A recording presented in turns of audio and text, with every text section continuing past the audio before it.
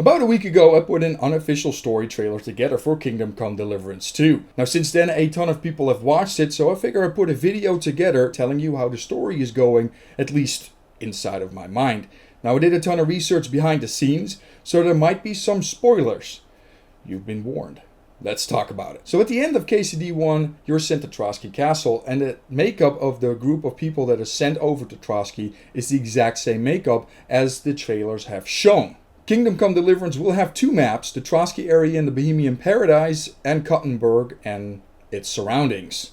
But of course we start the story in the Bohemian Paradise. After a long ride, one would be quite smelly, so cleaning yourself would be a priority before meeting with the nobility.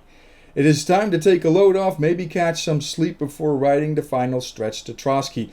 On the way to Trotsky, the group is intercepted and they are told that only Hans and Henry can ride to the castle. The entourage has to stay behind.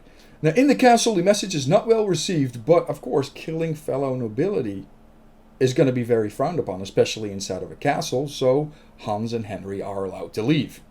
This, however, does not extend to bandits, and soon the group would find themselves in trouble. Hans and Henry are captured, but later escape and lay low after losing pretty much everything. Now, since both Hans and Henry did not return from their trip, the people in Rattay start to get, anxious, and they sent Father Godwin to retrieve the two fellows. Both Hans and Henry live under the radar for as much as possible, at least.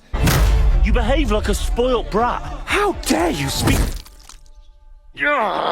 Until found by Father Godwin. He sets them the purpose to gather support for the task.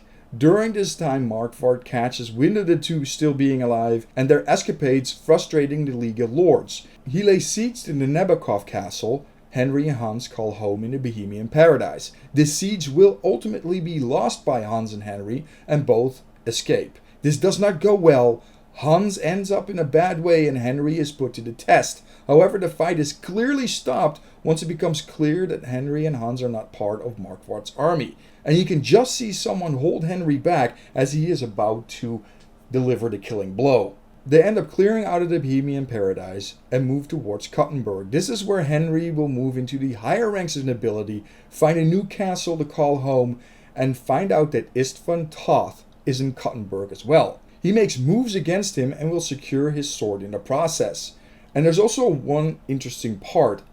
The coat of arms on this shield over here is the exact same as the coat of arms in the fight previously, where Henry was held back from killing the other guy. Very interesting. Means that they're allies there.